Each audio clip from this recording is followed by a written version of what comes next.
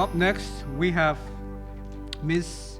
Kantuya Kanburuget, CEO at Nomadic Content in Mongolia. Okay. Good morning, everyone. I really hope we are happy to join this event. Okay. Next slide, please.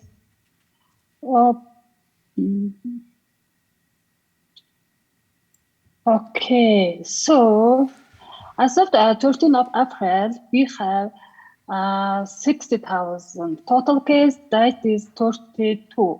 COVID local transmission cases Mongolia reported in November last year. So next, please. So current situation of vaccination. So with first 23rd of February, we started to make a vaccine. Now we have total target user is 2 million. And first vaccination was 600, and second one is 8,500. Next. Yeah. Current situation of Mongolia economy. Mongolia economy is heavily dependent on its mining sector, with China being main buyer. Export of mineral liquid is 30% of first of 8 months of 2020, compared to the same period of 2019. China is main buyer of Mongolia raw commodities, and all pandemics impacting economy. Our Bank of Mongolia has lowered its policy rate by 2.0%. Next, please. Yes. So government of Mongolia has already placed 2 weeks strict quarantine, measuring 4 times. Now we have 4 times in lockdown. Yeah. So we have the 4 stations. First action is the government cancel all social security and income tax. Also, company will income below the 1.5 billion is not be taxed. Second action is of government. Employees of the entities with decrease of more than 50% of total sales hold that its business activity were guaranteed months. They're giving the 200 MNT.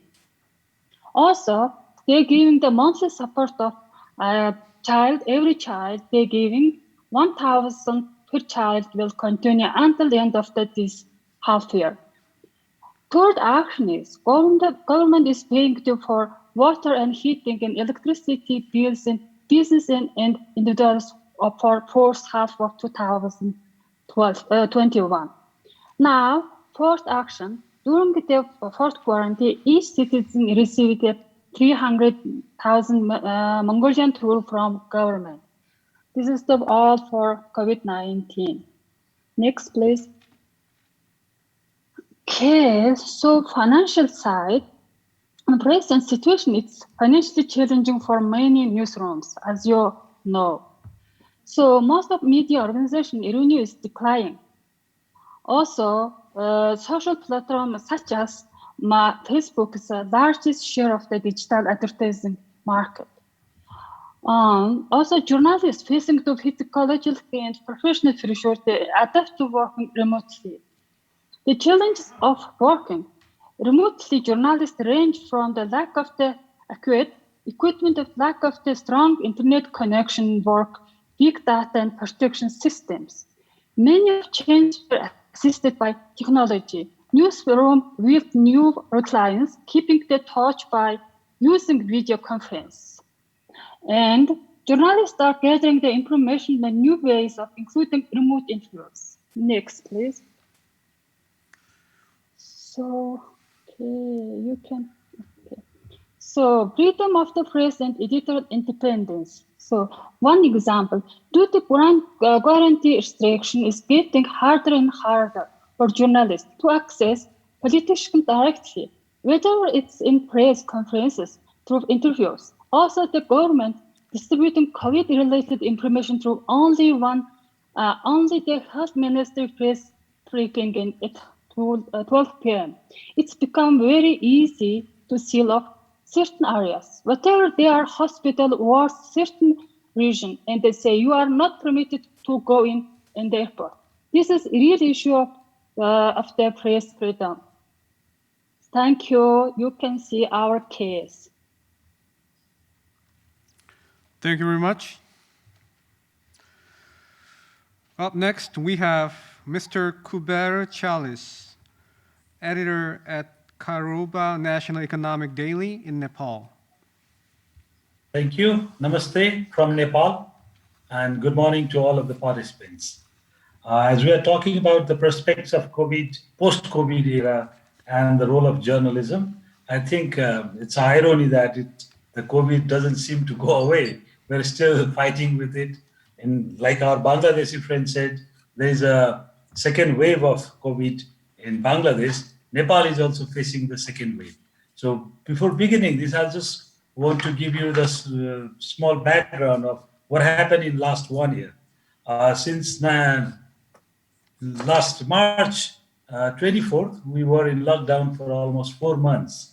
And till 1 year, from March to March, this 21 March, there were a lot of incidents, attacks on journalists, not giving the informations, and there are such 26 incidents have been recorded of misbehaviors, 4 arrests, and 10 threatened and attacked, and 3 journalists have been obstructed from doing their duties.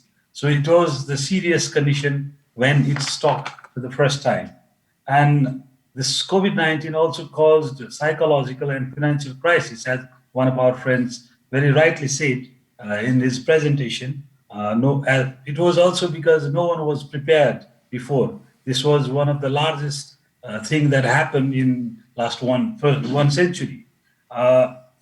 Print editions of almost all the newspapers were halted, though temporarily, and after a weekend or 2 they resumed. But still, a couple of newspapers have not started their print edition. The frequency and the pages of the newspapers have gone down, reduced, and they are still not in a full-fledged publication. Media houses have lost some 80% of the revenue, and the rates of advertisements is 1/3. That has come down to 1/3 compared to pre-March 24th, 2020, when the government imposed the lockdown. So the safety of the journalists remained very critical, because journalists are also the frontliners. So economy was down by 1.99, almost 2% negative, and this is the largest negative growth in the history of the country, Nepal. So what we learned, basically when I was going through all this background, this is again going to repeat? No, because we have learned some of the lessons from the pandemic that first hit. Now we are a little bit prepared. The media houses are a little bit prepared. They are now taking care of the journalists. Journalists are also now more prepared. They are now more searching the ways on how to report in such difficult situation. Now the journalists are more focusing on environmental and health issues, because now they understood the seriousness, or we can say science journalism has much more in focus now.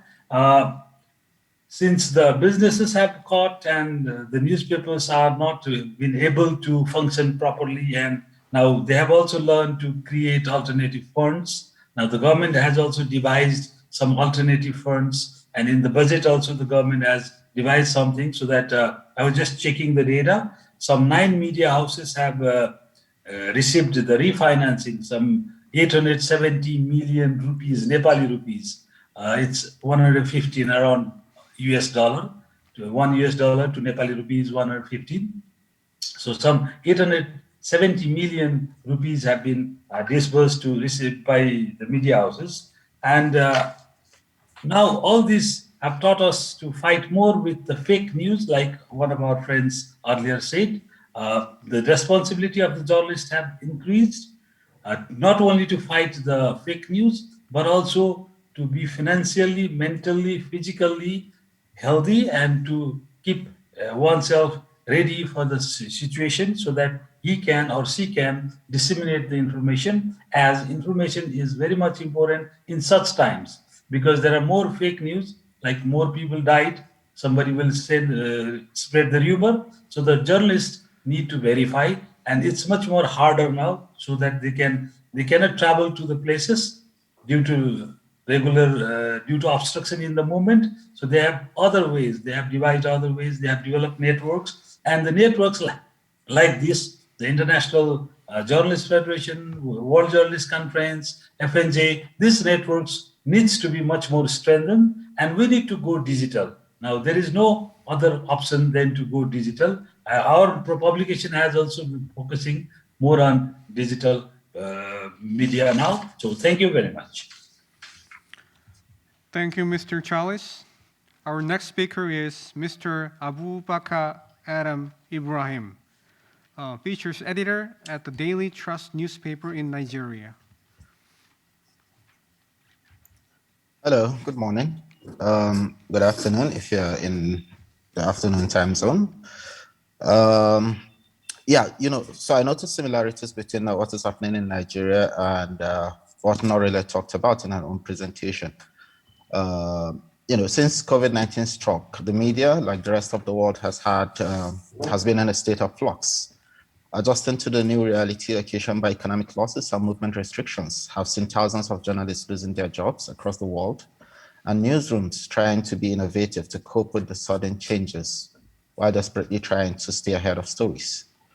Like in every great world-changing moment, such as the World Wars, this pandemic, described by the UN as the worst crisis faced by humankind since the Great Wars, will bring about new dynamics and changes in the workspace. There will be great losses, but there will be many opportunities. Thankfully, technology has meant that newsrooms could be smaller, functional, and not necessarily in the same physical space. That is a prospect journalists could exploit because it means that media organizations can be smaller, efficient, and adaptable, and don't necessarily have to function in a conventional workspace. In Nigeria, for instance, this has meant more and more journalists who have either left their jobs or have been forced out have banded together to set up their own media startups that use the internet as the primary means of disseminating information and providing employment. This has also meant more focus on digital journalism and a greater focus on investigative reportage. This setup also means job opportunities for digitally savvy journalists, tech people, graphic artists, and the likes. It also means the exploitation of democratized digital spaces and a tougher job for regulatory authorities. In the next few years, things will be difficult, both in terms of regulating the space and the sustainability of these new media spaces. Many of them will not have the stamina to last the distance. Others will have to adapt to survive. It will take a few years for the media space to find a sustained period of equilibrium following the flux created by the pandemic, and to also regulate itself in these new circumstances. But this is not the first time the media is facing such challenges, and like in all previous occasions, it has found ways to adapt and survive. This time might be more challenging, but journalism would re-emerge from the clouds of this pandemic in a new, more dynamic form. The prospects are enormous. Journalists only need to be prepared, better trained, and adaptable to exploit them. Thank you very much. Thank you very much. Our next speaker is Mr. Abdelrahman Kraishi from the Palestinian Journalist Syndicate. The COVID-19 outbreak has caused a transformation in political, economic, and social context worldwide, of course, and led institutions to change their priorities. This includes media institutions, which find themselves in a challenging situation, trying to explore ways of informing the public about the nature of the epidemic and ways to encounter it, while fighting their own battle to survive as journalists. COVID has altered a media industry that was in a crisis even before the Mr. outbreak. Kraishi, can you turn up the volume a little bit? How it's now? It's better. It's okay? Yes. COVID has altered media industry that was in a crisis even before the outbreak more than 1 year ago, mainly regarding the nature of journalistic work and its patterns. This change have brought many questions, including how media institutions can adapt to epidemic, and how does this epidemic affect media economics, and most importantly, what is next? In the first months of the epidemic, Palestinian journalists started to report from their homes. This was a tough test for their capabilities. It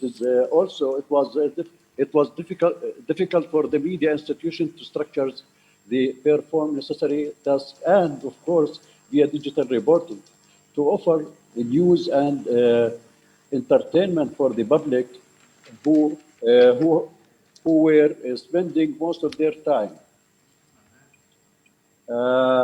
This situation has led to changes. In addition, I mean editorial policies regarding how to meet this consumers' needs. COVID has confounded this situation. Yes, COVID has confronted journalists who work in newspapers and magazines that were already facing crisis. The COVID situation adopted the circumstances of a newspaper more than 70, because more than 70 reports that the virus might even affected by the paper itself. The COVID outbreak has even accompanied by a popularity of more than digital TV news and entertainment content as well.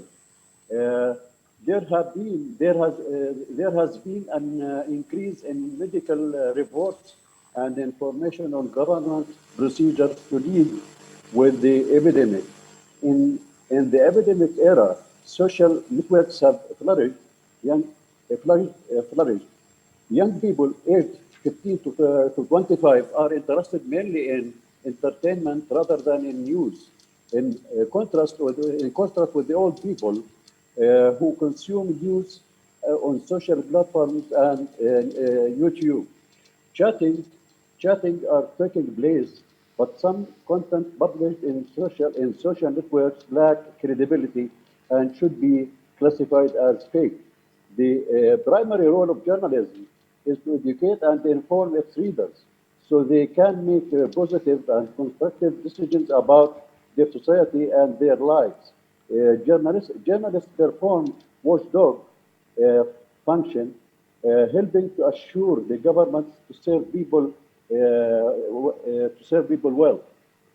Generally, but not particularly during the COVID epidemic, society needs qualified journalists for integrity to perform this role, and these professionals must financially compensated.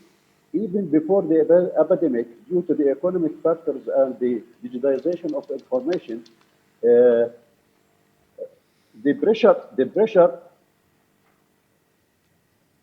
Now, if we want to talk about the problem with the dominance of mobile applications and social media platforms, media content providers must still find ways to make profit. A major problem is that everyone wants and needs more information now, but still no one wants to pay for it. For example, media consumption across North Asia, for instance, during the epidemic, found sharp increase in the use of television and digital news sources in 2020 due to the worries about COVID-19. However, at the same time, shrinking revenues crimped mainly local newsrooms. Thank you very much. Thank you. Our next speaker is Ms. Gorethi Maria Kenneth, a senior political journalist at the Post Courier in Papua New Guinea. Good afternoon from Papua New Guinea. Good morning to other countries who are seeing their morning in the world. I've seen the last 10 sessions that you have done, I'm going to take you right through to the scenario of how our country, Papua New Guinea, has changed everything about the country because of the COVID pandemic. You can see from the slide shown in there, it basically says that the pandemic has taken so much time that security has been neglected. And this is the result in the highlands parts where tribal fights is a norm. Now, if you know Papua New Guinea, we come from a country with 1,000 tribes, different cultures, where church and culture values differ.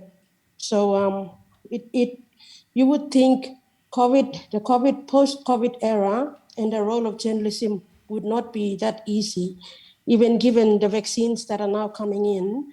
Australia has stepped in to give in vaccines. We have some from India. The World Health Organization is basically linked as one of the prospects to the post-COVID era in Papua New Guinea. This picture that you're seeing in there, it just basically has made our government come up with right now we're in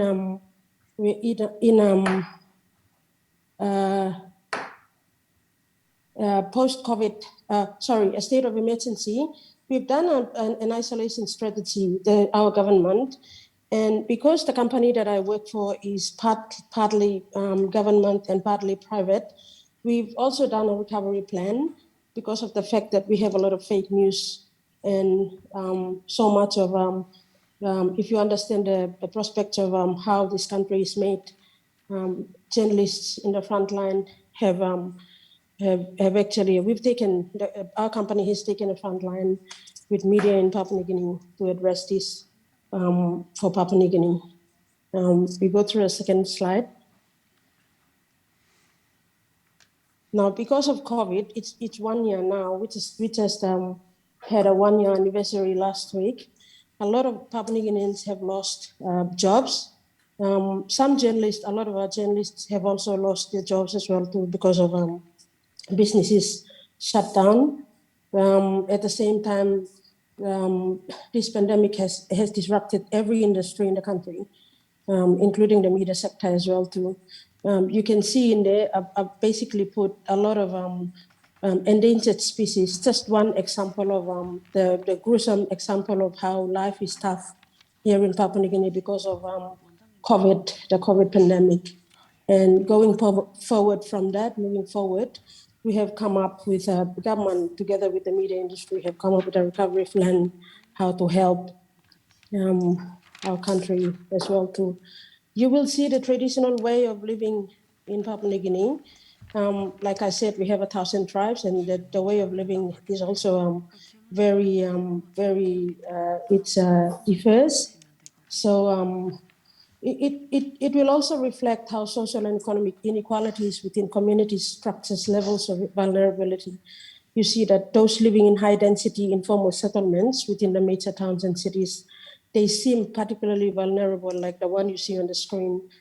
And as the coronavirus spreads in Papua New Guinea, there is increased worry about higher death tolls because of the fact that we have a more fragile health system in our country. And we'll go to the second one, the last one.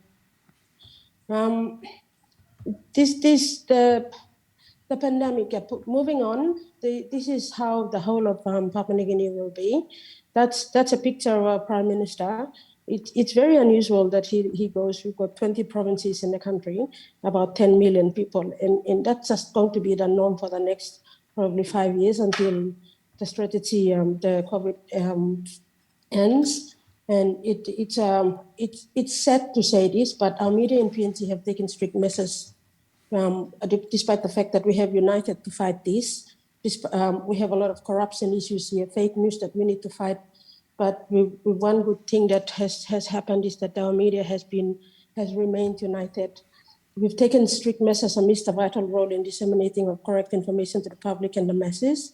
While the media industry in Papua New Guinea and the Pacific, because we're also a leader in the Pacific, may be among the hardest hit by the COVID-19 crisis. So with all this, the coronavirus outbreak I'm sad to say that this has given us a lot of hardship, but A positive thing is it has united the whole media in Papua New Guinea, the Pacific, and now the world.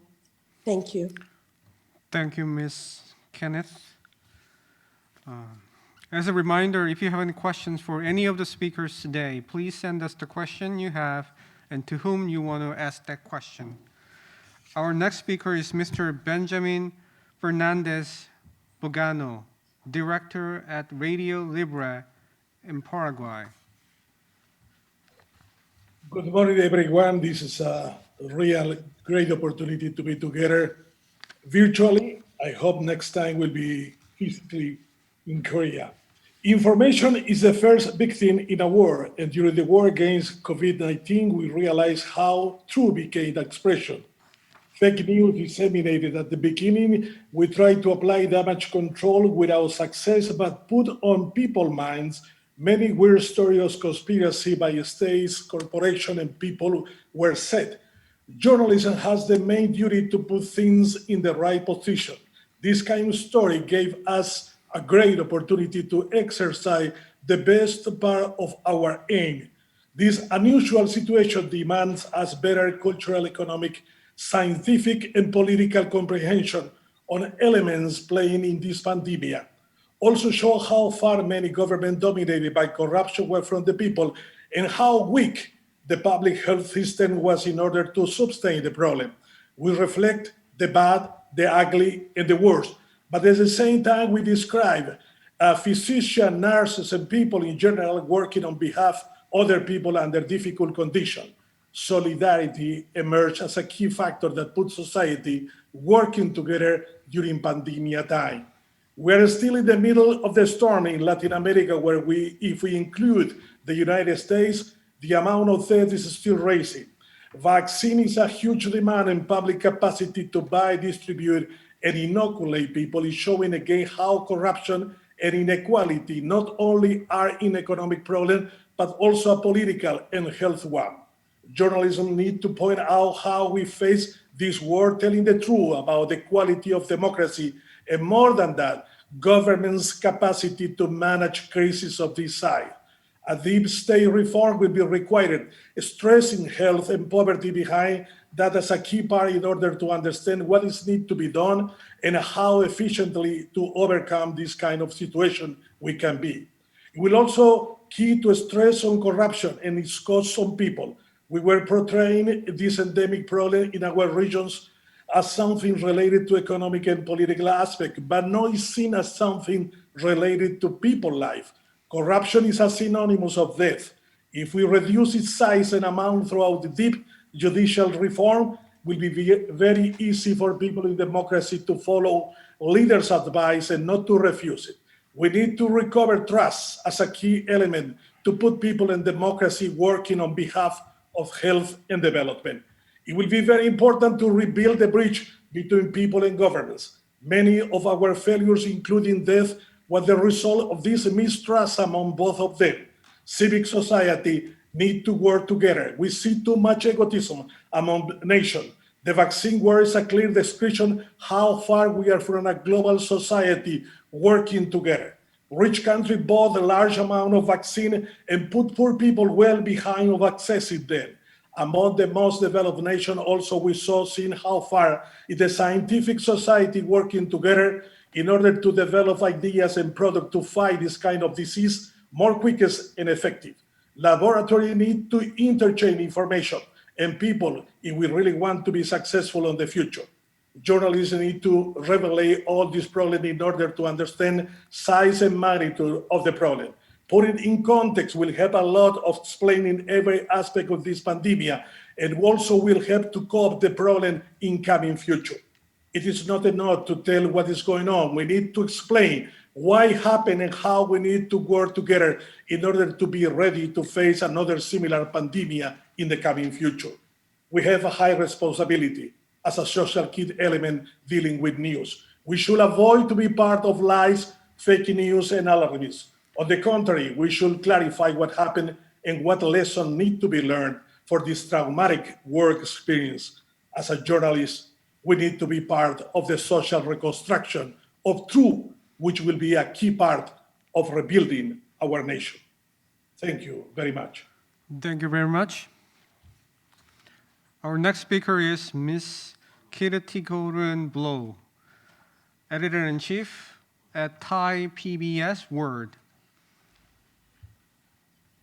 Hi everyone, greeting from Thailand. I am an editor-in-chief from Thai PBS World. So the name of my organization already tell you that we are the public broadcast service. So that is the one of my perk working at the public broadcast services. We're not tied to the rating. I would like to start my speech with the question from my 5-year-old son. It might sound a little untraditional, but this is what he asked me. Why don't you know you are a news person? You know everything. That is a big expectation from my 5-year-old, as he knows that I work in news and I'm supposed to know everything. So he's not wrong to expect that of me as his mother, but my answer is always that I don't know everything, but I'll try my best to find him the right answer. So finding factual information, in my opinion, is always the main purpose of journalism. But in deciding how to present our findings, are we right or wrong in deciding what to share and question if it adds value to society or if it is just pure entertainment? I am fortunate that I am working for a public broadcasting service, like I told you before, so it doesn't bind me to the rating, views, or likes. Although it's my aim this year to double the page views by the end of 2021 is my own personal goal. So 2020 has been an odd year for everyone on earth. It has changed people, changed society, changed the way many works and how we live our lives. Of course, it has affected journalism too. This odd year has lost and changed many media outlets forever. In Thailand, we have so many that close its publications or just lay out people. A lot of people in media just out work.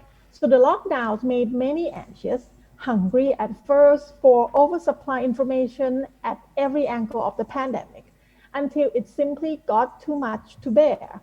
Those looking for different answers and reason in alternative news quickly found solace in opinionated, independent, user-generated stream services, delivering a more radical version of the news. It is also a wake-up call for many traditional media outlets that their approach to content needed change.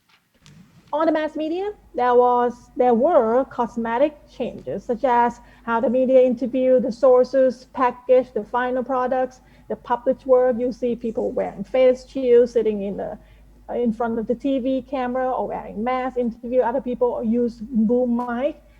With a wide array of technology, those that could quickly adapt themselves to new tools, formats, ways to working, and new platforms. It has been said that digital disruption is giving the media industry a hard turn, but COVID-19 practically killed off the ones that couldn't adapt. Online is winning the viewership battle over broadcast, and the peers that are not adapting might end up losing their ways. So one of my colleagues, Patri Pataraso, she is a senior journalist and TV anchor at PPTV in Thailand. It's a private-owned TV station. She said recently that it was speculated that traditional media still has another 5 to 10 years left, but with COVID-19, it simply rushed the process. While many media outlets in Thailand still operate old-school journalism that produced content for new media, which is often not compatible with changing audiences, lifestyles, and the vast array of competing streaming. For example, I have some colleagues in some news organization that has been in Thailand for 20, 30 years. Their writing style is still for the actual publication, like for physical publication, which is totally different when you have to think about how people read your articles on their cell phones. The length, the sentence, how it read, it's all different. So what is not changed? The unchanged. While governments around the world were quick to introduce emergency law that restricted movement and subsequently restricted civil liberties that we once took for granted, many countries also took this opportunity to clamp down on media with what they call fake news laws. citing the media was spreading misinformation. So while the digital age is obviously a huge change technologically, some professionals think that media will not change much in Thailand. I asked my sub-editor, he is a British senior journalist that has been working with us for many years, Hugh Bammer. He said that little will change in Thailand as with the Thai government reinstating police powers to close news outlets at their discretion. Many of Thailand's journalists have slipped into safety of just regurgitating the latest, usually press release and the government or any other entity issues. So COVID-19 has not moved anything for the better or worse. He said it has no real impact because it would have, as we say in English, been kicking a dead donkey. So the donkey is already dead. For a country that has more coup d'etat than other countries have elections, the last one in Thailand being in 2014, so will be 7 years this May. One thing that has not changed is self-censorship. Regularly, media outlets have to choose between going completely off air or broadcasting sanitized information. Media organizations are not forced to do so, but the ones that are more critical of administrations can see themselves quickly shut down, albeit temporarily. As always, this sends a quick reminder to others in the industry to be aware. So the challenge of the media. Ms. Blue, please wrap it up in 20 seconds. Yes, this is the last portion of my speech. Media ethics can be compromised when ratings and advertisers impact what we do. How do we balance an impartial piece with enough human touch to attract readers or viewers, yet not be too dramatic that it gets too emotive and taken out of context? So separate of the politics of Rupert Murdoch, he has this quote. He said, "Great journalism will always attract readers. The words, pictures, and graphics that are the stuff of journalism have to be brilliantly packaged. They must feed the mind and move the heart." I believe this quote will always ring the true to our industry. It does not matter how hard we work on our news piece, where it will be published, or like my son asked, if we have all the answer to every question, if it's not attractive, no one is going to see it. So this does not mean presenting only the news people want to see, but presenting it in a way that drives intrigue, thought, discussion, and most importantly, adds values to people's busy lives. Thank you. Thank you very much. Our next speaker is Mr.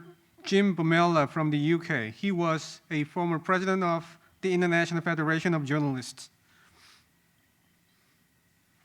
Hello, and many thanks for inviting me. COVID-19 has given media analysts a bumpy year, ranging from the prophets of doom and gloom, who saw in waves of job losses, layoffs, and furloughs, and the disappearing of vast swathes of advertising, putting the final nails in the coffin of the newspaper industry, an extinction event from causes, to those who advocate a new vision, including a pioneering replanting strategy that will regenerate an already aging industry.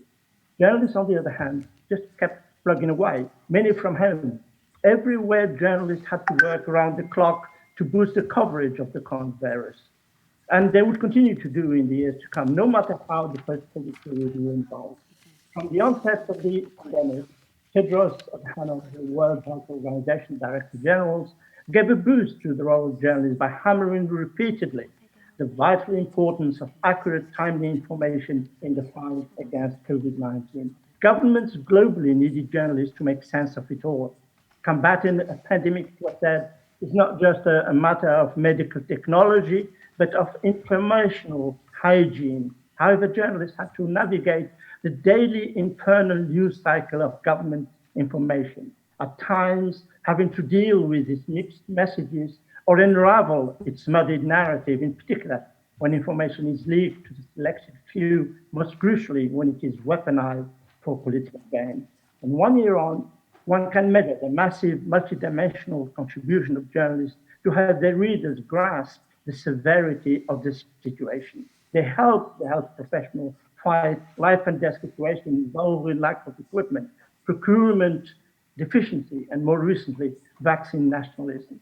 They also help make sense of the advice and analysis of medical pundits in their efforts to demystify the virus or interpret statistics.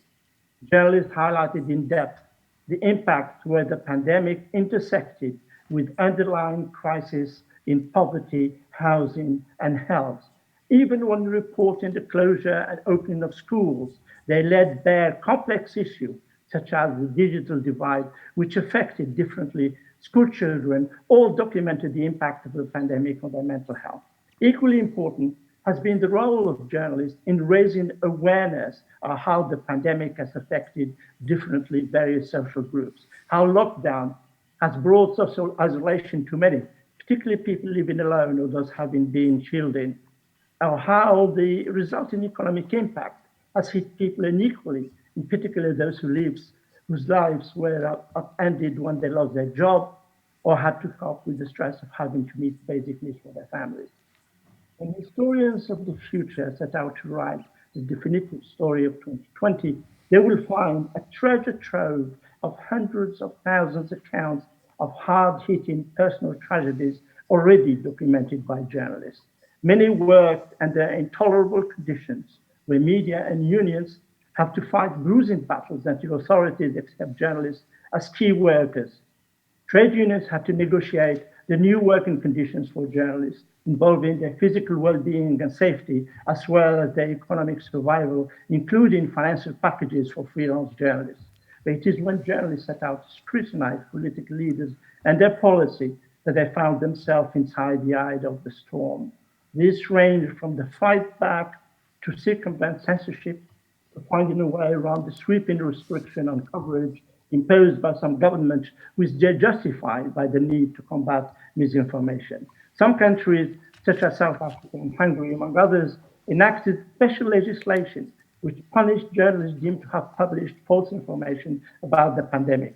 Even in Western democracies, we have seen at one end of the spectrum, former US president lashing out at journalists to ask him difficult questions, and on the other, a creeping and dangerous acceptance in some countries that to win against the pandemic may necessitate the curtailing of some liberties.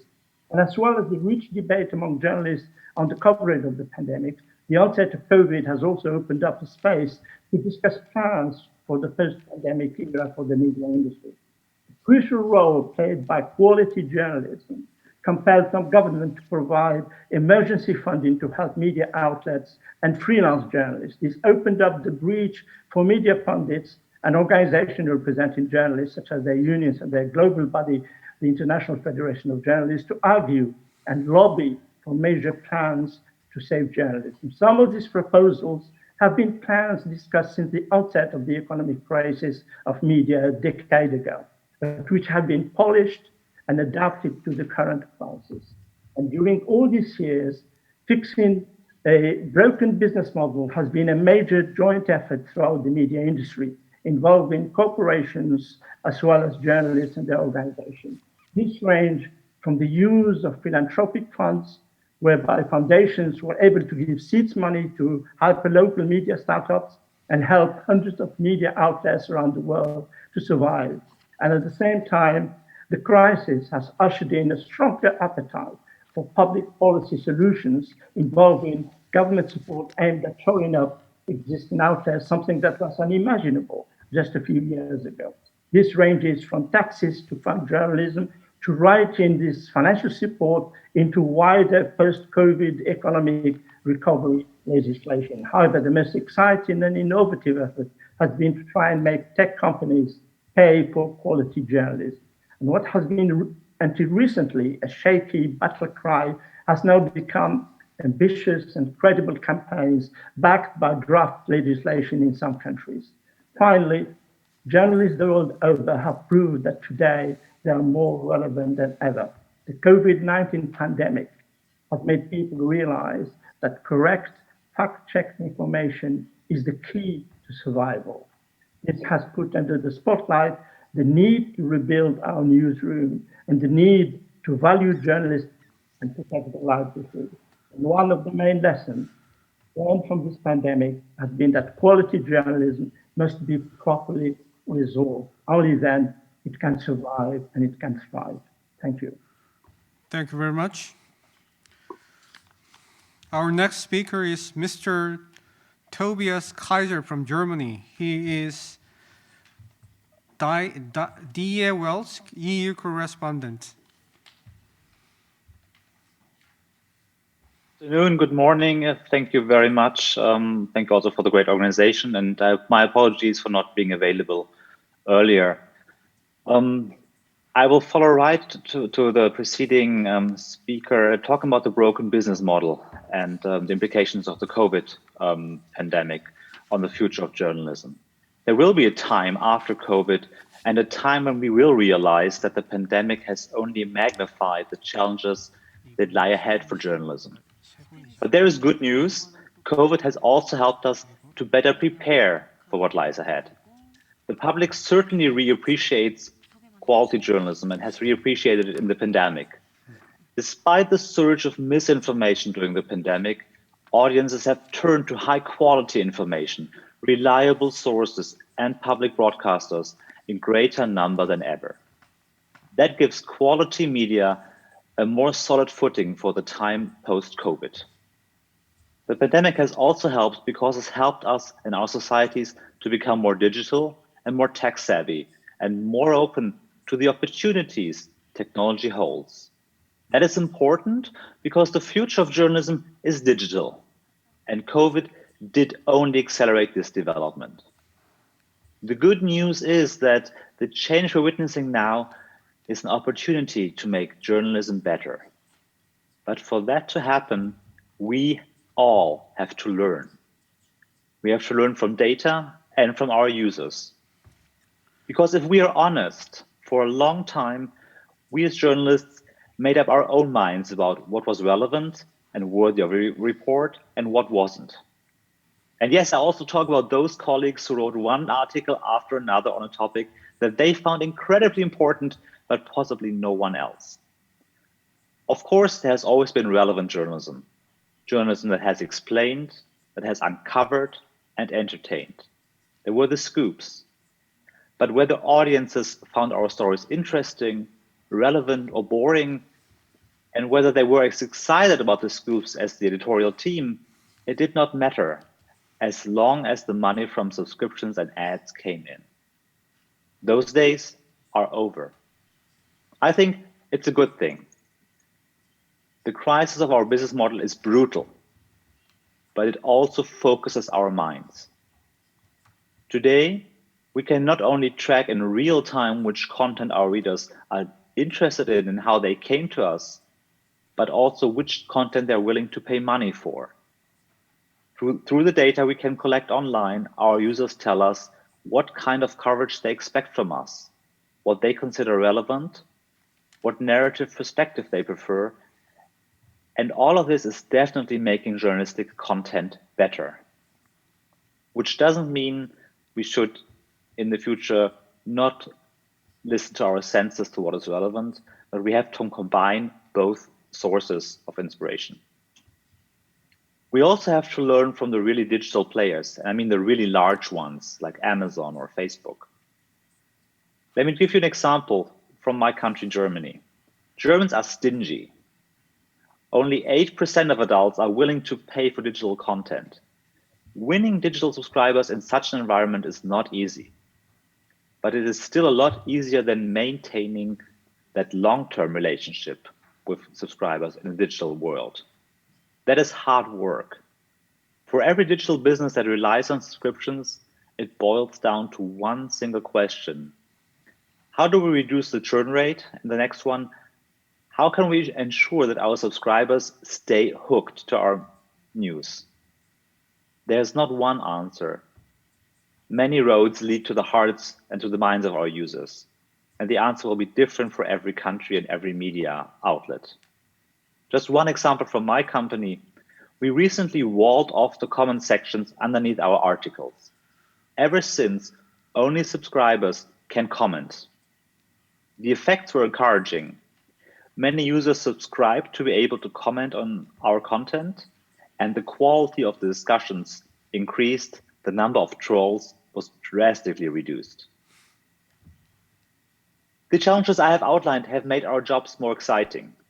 Media houses everywhere keep experimenting with new formats, with podcasts, videos, apps, multimedia stories, or online chats, you name it. Yes, we want to inspire our readers, but they keep inspiring us as well. I don't know about you, but I find the prospect terribly exciting. And the last thing is we have to learn from each other, just like we are learning from each other in this conference. In these digital times, the editorial team has to think more like the editor-in-chief. In order to gain a large number of digital subscribers, media outlets depend on reach. So it is only natural that within editorial offices, and here comes a new word in our job, KPIs, key performance indicators, become more relevant. Editorial teams get their own targets for audience reach and conversion. That drives competition, a race for the best, even in-house, not among just media outlets, a race for the best spot on the website, for the best headlines, and for the best stories. This has good effects, but of course, this competition can have downsides, especially in the more extreme forms. Let's be clear about that. At a leading media outlet in Stockholm, for example, every journalist is a solo player. They each have their own set of goals, a dashboard, and reporting tailored to their needs.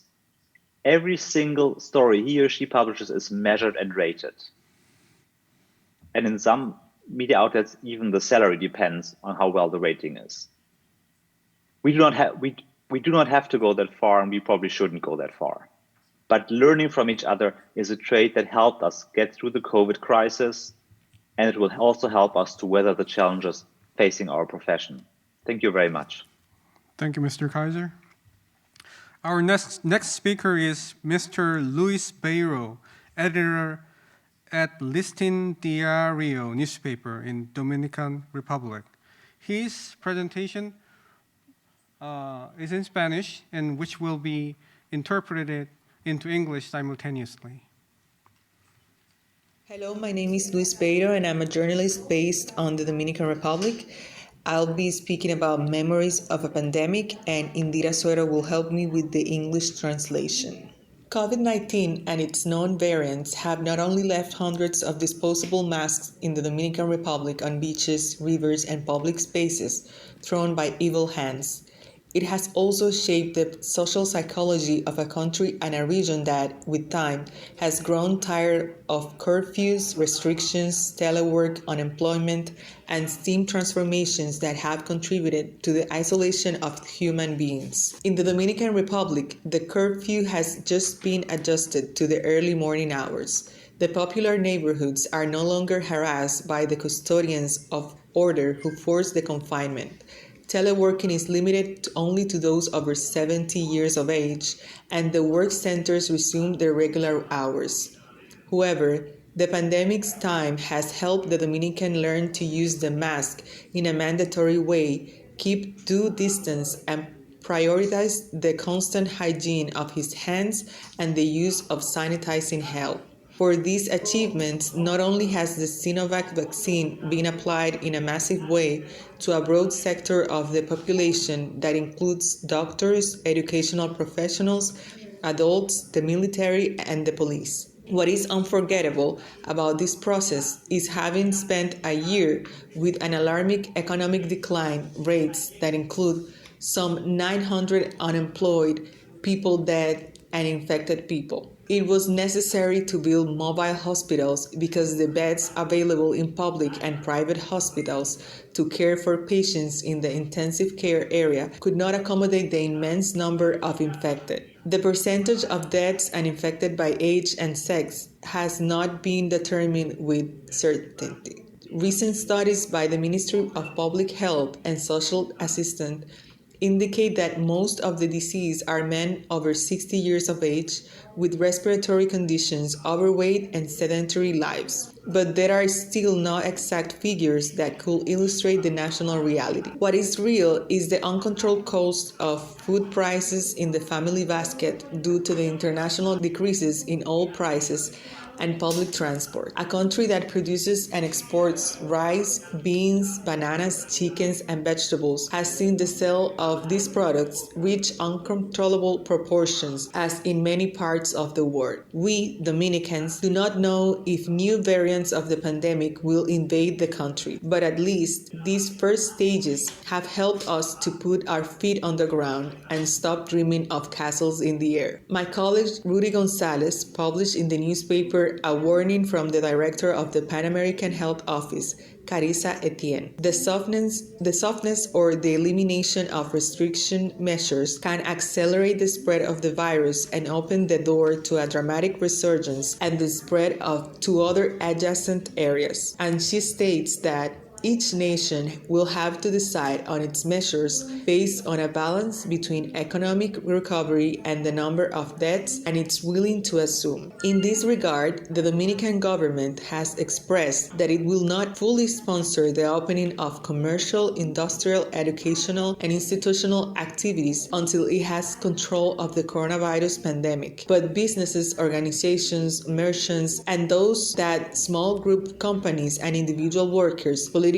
leaders, economists, and sectors entrenched in the media advocate a reactivation of activities and therefore a return to normality. The health authorities do not have a definite date of when the country will overcome the pandemic's ravages. The dilemma is apparent: control of regular activities or give in to pressure from merchants and other sectors of the population who say they fear a great bankruptcy and open the doors to a tremendous economic crisis. Amid these conflicting positions, however, society's generality demands from the authorities the application of the necessary measures to stop the rise of the pandemic. A country of 11 million people seems to be fed up with quarantine, although a percentage of the population still defies the government measures. Thank you for listening, and thank you for inviting me to speak about memories of a pandemic and also to present my paper to the International Conference of Journalists of the Republic of Korea.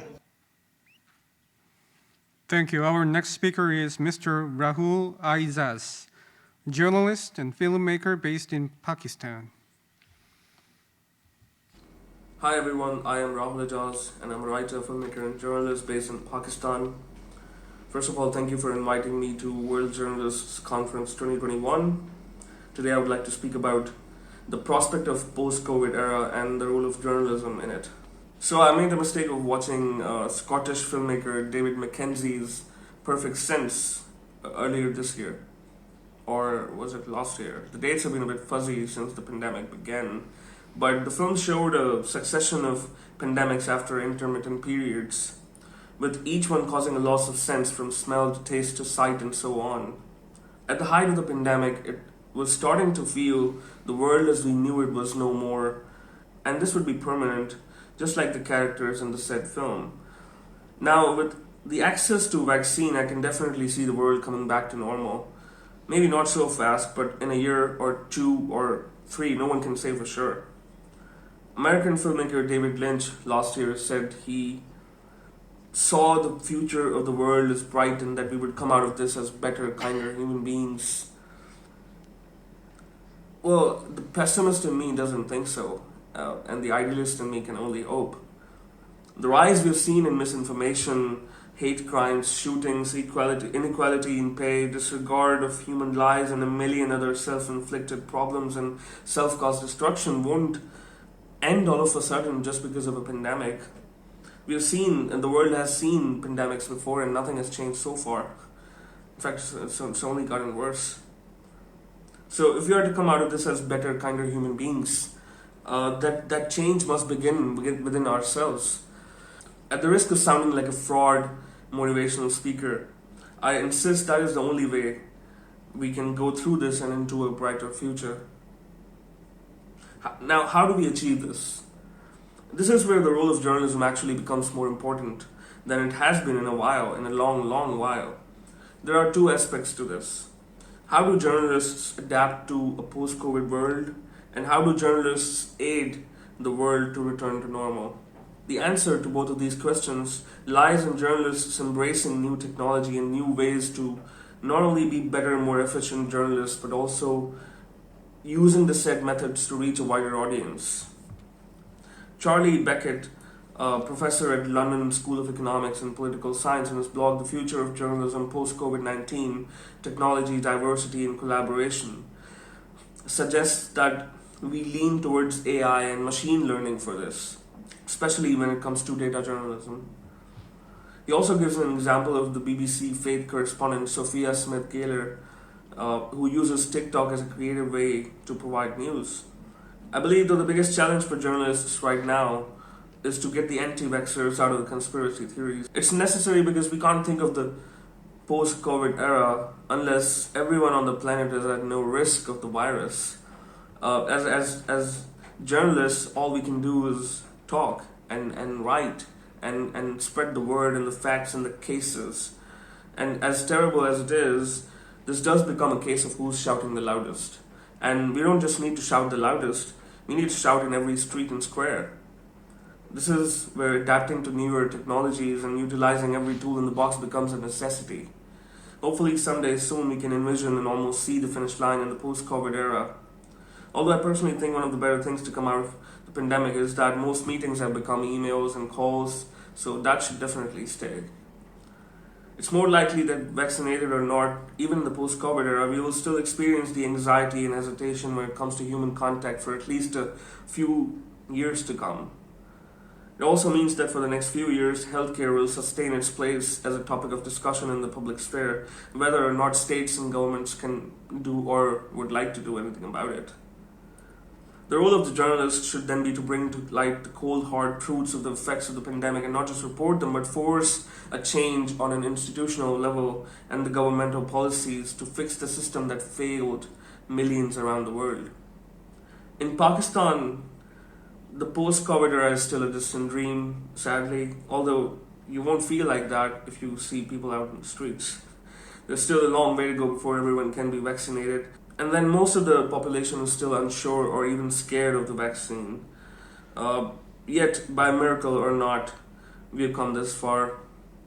And if our recently COVID positive Prime Minister Imran Khan can be confident enough to hold in-person indoor meetings, we'll be fine too. Thank you. Thank you. Our next speaker is Mr. Lee Sang-hyun from Sputnik News Agency, Russia. Hello, I'm Sang-hyun Lee from Sputnik News Agency.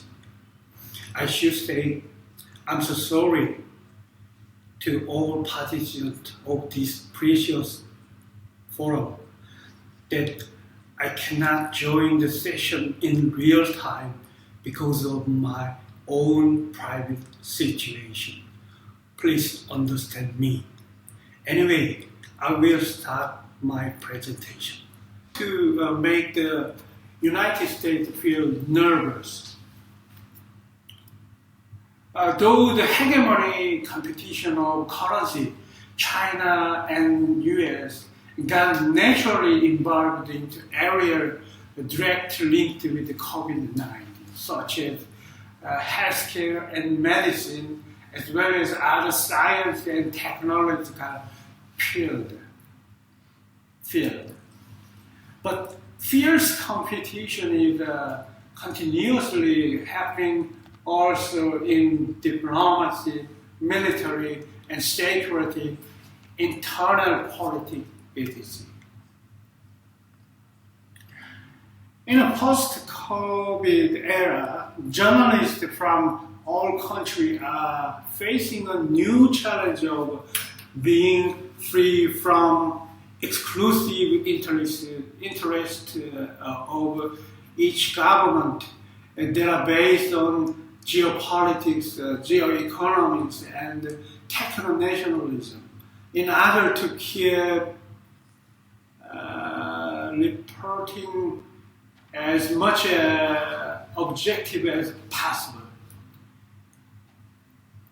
If the globalization and trade protectionism intensify, then honestly keeping on attitude of reporting from perspective of co-prosperity for the whole humanity would be a challenging task, even for country with strong traditions of free press.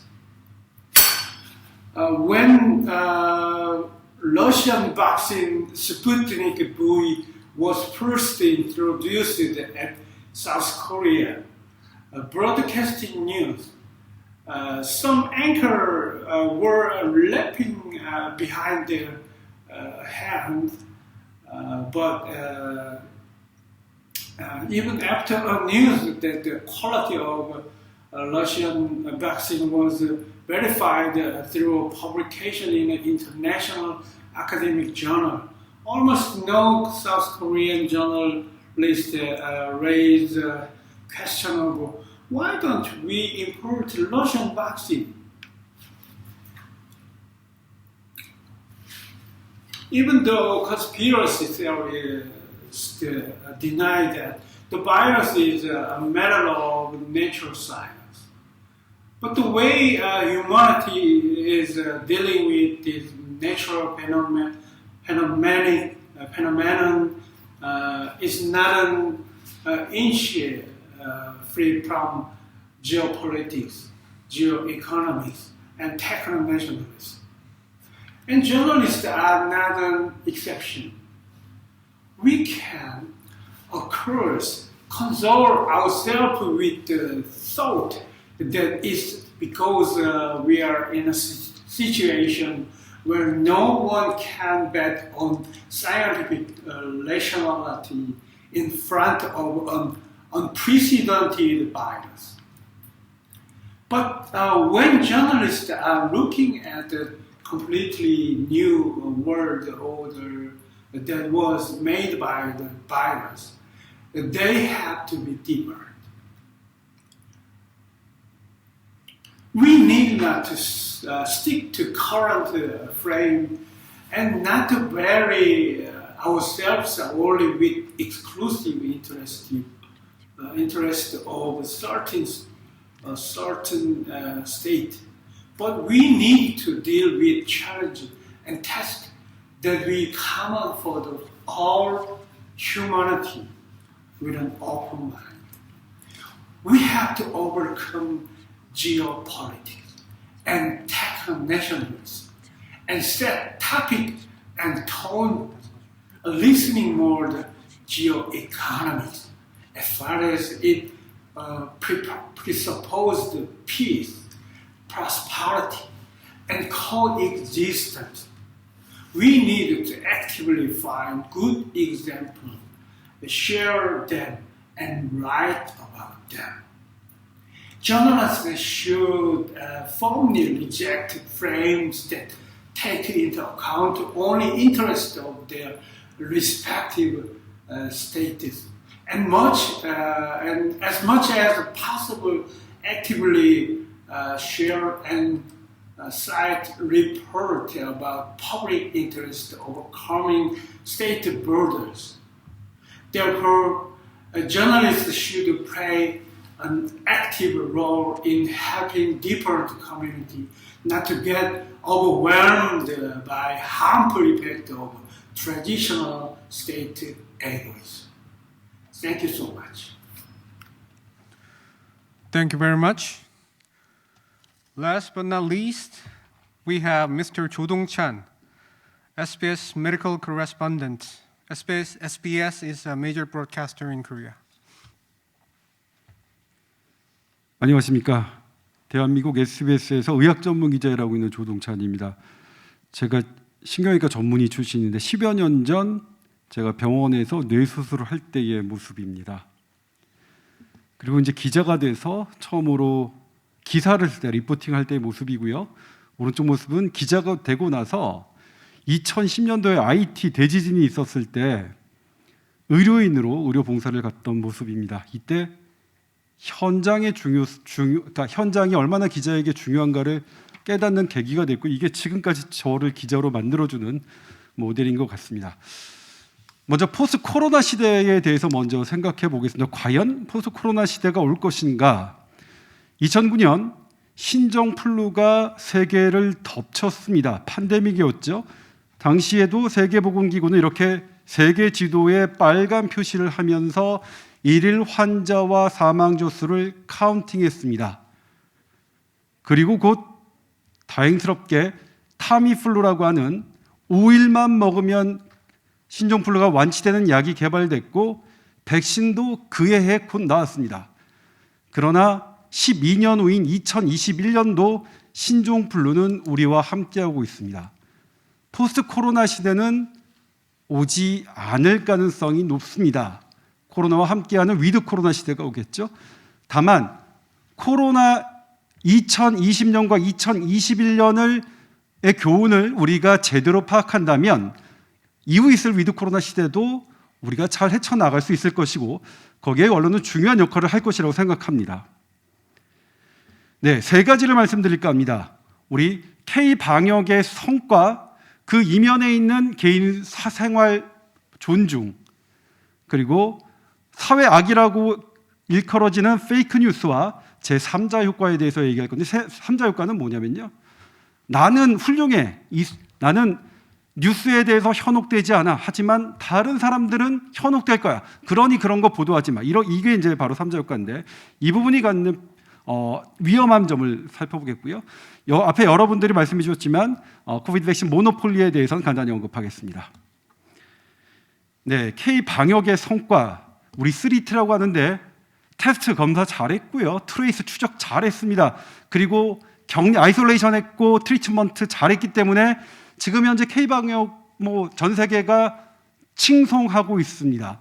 그런데 대한민국에서 특이한 게 있습니다. 옆에 사진 보면 휴대전화로 무언가를 찍는데 이게 QR코드입니다. 저는 지금 일상을 어떻게 살고 있냐면 식당에 가고 카페에 가고 공연을 갈 때 휴대전화로 QR코드를 입력합니다. 이 정보는 고스란히 정부에게 가고 정부는 이걸 한 달간 보관합니다. 제가 혹시라도 감염되면 저와 밀접해 접촉했던 사람들을 빠르게 찾아내서 격리하기 위함이죠. 그런데 이것을 대한민국은 좀 무비판적으로 받아들인 측면이 있습니다. 대한민국은 특이하게 2015년 메르스를 경험했습니다.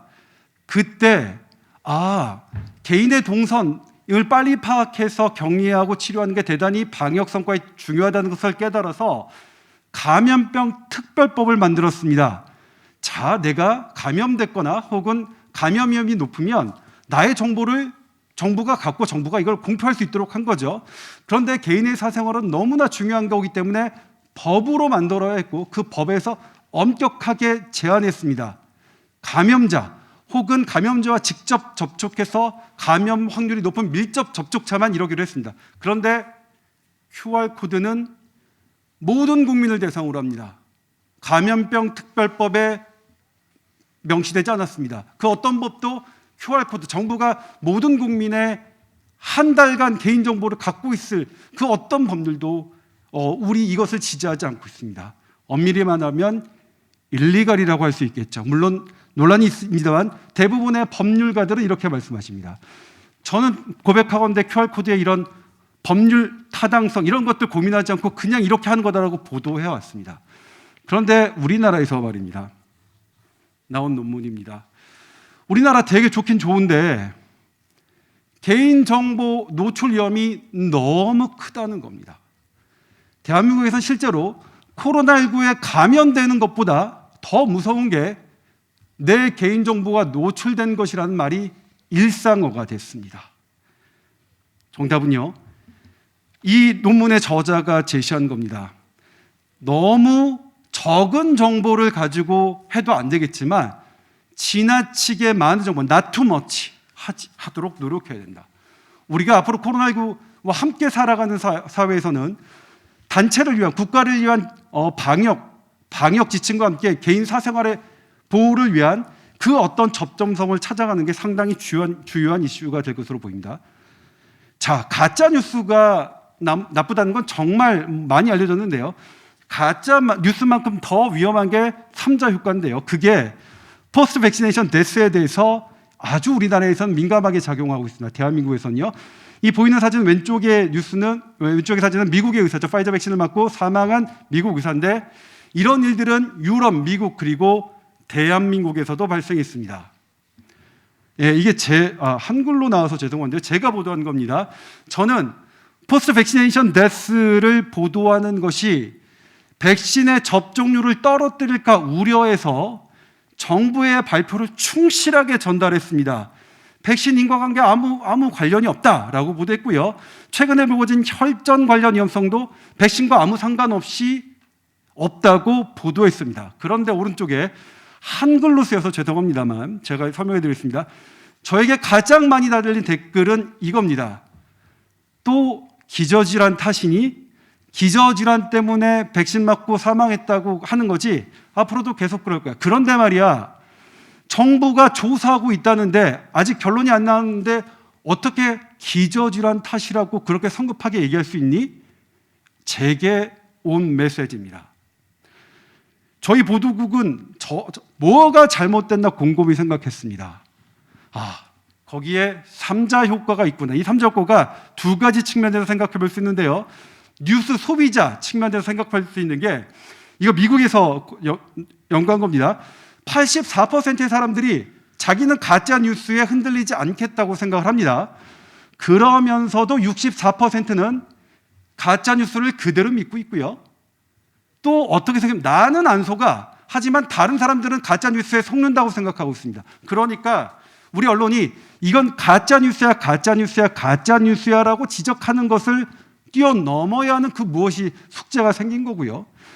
공급자로 보겠습니다. 공급자 입장에서는 혼란을 야기할 수 있는 뉴스, 예를 들면 백신 접종 후 사망이죠. 이것은 사실 엄밀하게 따지면 가짜 뉴스는 아닙니다. 그런데 이 뉴스가 그대로 보도될 경우 나 교수, 나 전문가, 나 기자는 아무 상관없어. 하지만 대중은 혼란스러워할 거야. 이런 것 때문에 성급하게 결론을 내리거나 이것을 아예 하지 않는 그런 사례가 있었습니다. 이런 것들이 국민에게는 오히려 백신의 신뢰도를 떨어뜨리는 영향으로 대한민국에서 나타나고 있습니다. 초기에 대한민국의 백신 접종 동의율은 90%를 넘었으나 최근에는 60%대까지 떨어졌고 또 다른 내일 정도에 발표될 예정인데 또 다른 조사에서는 더 낮은 것으로 나왔습니다. 마지막으로요. 백신 모노폴리는 많은 분들이 얘기하셨으니까 이걸 짚어볼게요. 백신 모노폴리 무엇이 문제냐? 저개발 국가들에게 지금 우리 이제 선진국들이 하는 행동은 우리 니네 줄게 이런 정책이었습니다. 코박스 WHO든. 그런데 선진국들이 다급하다 보니까 안 줘요. 안 주니까 지금 문제가 생긴 거 아닙니까? 그러니까 후진국들이 내가 백신을 구걸할게 그 위치에 놓이게 하면 안 된다는 걸 우리가 교훈을 얻었습니다. 이 옆에 보시는 거 보지만 백신 국가들은 죄송합니다. 예, 백신을 선점한 국가들은 연구 때부터 여기에 집중적으로 투자했어요. 예? 그렇기 때문에 다음에 무언가 있을 때는 이 저개발 국가가 구걸하는 입장이 아닌 정정당당하게 그것을 내 몫으로 갖게 있을게요. 애당초 백신의 개발, 치료약도 마찬가지입니다만 개발과 연구에 당당하게 할 수 있게끔 해야 합니다. 네, 마지막으로 정리하겠습니다. 네, 제가 3가지 말씀드렸는데요. 우리 감염병의 개인을 통제하는 것은 너무 적어도 안 되지만 너무 과도해도 안 된다. 우리 감염병과 오래 지속될수록 과도하지 않음무 상당히 중요해졌습니다. 그리고 우리가 가짜 뉴스만 배척할 것이 아니라 가짜 뉴스를 이용해서 혹은 혼란이 야기될 만한 뉴스라고 해서 나는 우월하니까 대중들은 우매하니까 이런 가정하에 아예 뉴스를 통제하려는 시도는 오히려 더 국가 정책의 신뢰도를 떨어뜨리고 언론 기사의 신뢰도도 떨어뜨린다는 것. 마지막으로 백신 모노폴리에 대해서는 지금보다 더 진전된 더 근본적인 대책, 저개발 국가들이 연구와 개발에 참여해서 마땅하게 그 자신들의 권리를 주장할 수 있는 선까지 우리 언론들이 짚어봐야 한다는 것 마지막으로 말씀드리겠습니다. 고맙습니다. Thank you very much. Thank you everyone for sharing your valuable opinions and insights. We are running out of time, so let's get right into the Q&A session. I have a question for Mr. 전영일 원장님. Here's the question. You spoke about the importance of data, but the day-to-day stats is mostly released by the government authorities, and the journalists don't have their own independent source to verify the data. Do you think the data released by the government authorities could be authentic? This question is in the background of Pakistan's situation, where the people often show doubts on official data on pandemic situation. I had a lot of time actually to think over this particular question because I had received it just a while ago. So thank you for asking me this question. When I got this, I was thinking about actually this is the question that directs at the nature of democracy itself. Because when you talk about whether you can trust the data released by government authorities, it actually, in my way, I can actually translate this question into whether you can trust this government that release the data.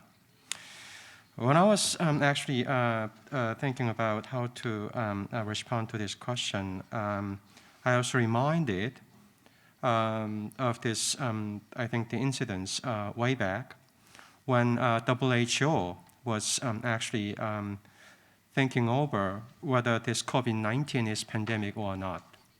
I'm talking to you. I'm actually moving the clock over 1 year ago. So I discussed this with my colleagues and other people in the research institutes, government agencies, and other people in academic circles. I actually came to a conclusion that this is already a pandemic. I actually said it about a month earlier than WHO actually publicly announced it. And I advised accordingly, we got to be better prepared for this pandemic before it is too late. This was back in, I think, February 2020. The reason I say about this particular episode is that the question was not about whether I can trust WHO or not. The question is that whether, how I should interpret this particular question of whether this is the pandemic or not. So I had to rely on my own expertise, but also the collective wisdom from other people altogether.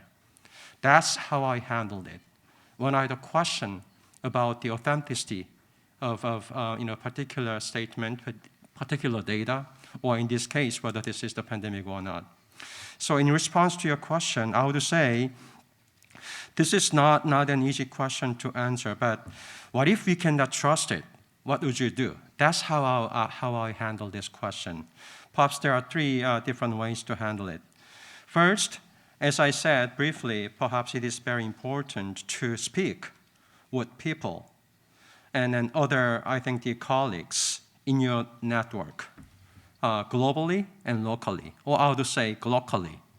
So you can have third way of verifying whether this particular data provided by government is true or not, or how much of it is uncertain, or how much of it is actually can be trusted. And second, I think when I got your question, I actually Googled on the spot. So when I did it on my Google, and then I look at this one of the very, I think, the trustable the sources, Our World in data. And it showed me a list of the country profiles about the Pakistan, and regarding the number of deaths every day, number of the cumulative, I think, the other cases, and then other information about this COVID-19 pandemic's impact on Pakistan.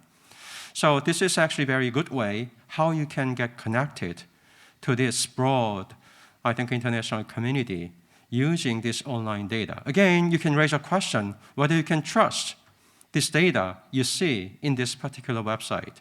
So again, that's the question that you got to ask yourself, and then about the reliability of this source and other sources that perhaps you can go to. But there are always some third ways that you can actually confirm the authenticity of the data or statements by other people.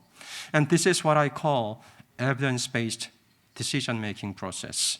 So I think it may not be easy in Pakistan to do this kind of practice every day, but I really encourage you to stay connected locally, so you can speak with other people, other colleagues.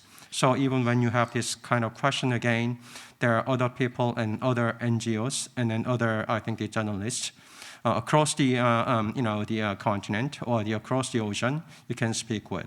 And that's how we can learn from each other and connect each other and support each other. So that would be my response to your question that I value very highly. Thank you. Thank you very much. Next question is for Professor Kim Kyung-il. The question is about the psychological drivers regarding media membership. Here's the question. Is that feeling of belonging to a media organization still a good driver? And do you think it will be good for media sustainability in the future? 소속감에 관련된 연구가 심리학에서 지난 3, 40년 동안 굉장히 활발히 이루어지고 있었던 건 분명하고요. 거의 모든 직종과 모든 분야에서 소속감은 예전보다 떨어지고 있는 건 그건 자연스러운 현상으로 봐야 할 것 같습니다. 심리학자들이 농담 삼아서 소속감이 예전보다 올라가고 있는 건 테러를 하는 사람들밖에 없다라고 얘기할 정도로 사실은 거의 모든 일과 모든 분야, 모든 서사이트에서 소속감이라고 하는 건 사람들을 움직이게 하는 기본적인 구동력이라고 보기는 어렵죠. 그런데 그럼 소속감이 굉장히 강한 관계의 극단이면은 혈연 관계일 겁니다. 그리고 소속감이 혈연 관계에서부터 점점 떨어져, 그러니까 멀어질수록 약화되겠죠. 근데 참 재밌는 건 소속감이 떨어지는 사람들이 오히려 더 도시에 살수록 인구가 많을수록 행복하다는 연구는 또 의외로 많아요. 그러니까 이게 무슨 얘기냐면 느슨한 관계를 가지면서 다양한 관계를 가지는 사람들이 더 일을 잘하고 행복한 시대가 이미 왔다는 거죠. 그렇다면 미디어의 범위를 앞으로 좁게 본다기보다는 넓게 보고 미디어를 좀 더 넓게 보고 그리고 내가 속한 특정 미디어에 대한 소속감은 줄이지만 아까 독일의 그 토비아스 카이저 기자님이 굉장히 재밌는 얘기, 의미 있는 얘기를 해주셨죠. 전혀 약간 나랑 동떨어져 있는 언론에 혹은 미디어에 종사하는 사람들과 그쪽에서 일하는 사람들과 많이 배우고 서로 참조하는 관계를 가진다. 이것이 굉장히 중요할 거라고 했는데 그게 바로 거의 정확한 대답이 될 것 같습니다. 현대 사회에서는 어떤 분야든 예전보다 바로 옆에 있는 사람과의 소속감은 좀 줄이면서 하지만 그 느슨해진 소속감의 자원을 상당히 넓은 다른 분야에 있는 혹은 약간 거리가 있는 분야에게까지 나눠져서 다양하고 느슨한 소속감을 가지고 있는 하지만 여전히 소속감을 유지하고 있는 그 지점은 있겠죠. 그걸 가지고 있는 사람들이 훨씬 더 일을 잘하고 그 다음에 더 좋은 기능을 하게 되는 사회가 왔다는 거죠. 미디어도 그런 면에서 보게 되면은 소속감이 있느냐 없느냐의 차원보다는 소속감의 관리, 소속감이라고 하는 자원의 관리를 어떻게 배분하느냐, 매니지먼트하느냐로 보시면 좀 더 재밌는 어떤 미래가 보이지 않을까 싶습니다. 네. Thank you, Professor Kim Kyung-il. We have another question for Professor Kim Kyung-il. Here's the question. As it seems to be a long fight against the pandemic, how can we keep the newsroom mentally fit and strong in these pressing times of financial, physical, and mental stress? 사실 이거는 거의 모든 코로나 팬데믹 이후에 원래부터 직무 강도가 높았던 분야에 계신 거의 모든 분들이 느끼고 계신 측면인 것 같습니다. 근데 참 재밌는 건 지금 제 바로 옆에 이제 의학 전문 기자님이 앉아 계시지만 저는 이제 심리학을 전공하고 있지 않습니까? 근데 심리학은 약간의 소프트웨어적인 거고 의학은 약간 하드웨어적인 측면이 강한데 소프트웨어와 하드웨어가 늘 상호작용하는 것처럼 사실은 이런 정신적인 측면과 육체적인 측면이 거의 같이 갑니다. 그렇기 때문에 뉴스룸을 제대로 유지한다라고 하는 건 굉장히 정신적이고 그 다음에 상당히 이상적인 얘기 같지만 여기 말 표현하셨던 것처럼 육체적인 그런 측면에 그러니까 아주 그 기본적인 배려가 돌아가 있지 않으면 아주 철학적이거나 아니면 아주 당위적이거나 가치 중심적인 것들도 유지하기 힘들다는 거죠. 최근의 연구들을 종합을 해보면 우리 미디어에 있는 즉 언론에 있는 많은 기자님들이나 아니면 그 관련된 종사자분들께서 특히 이런 코로나 팬데믹일수록 잠, 식사 그리고 혈액의 순환 같은 아주 기초적인 신진대사와 관련된 것들을 미디어 분야에 종사하시는 분들에게 펀딩을 하시는 분들 그리고 그 다음에 언론계에 계신 분들 스스로가 이 세 가지를 굉장히 잘 지키고 확인하고 그 다음에 무너지지 않도록 하셔야 될 겁니다.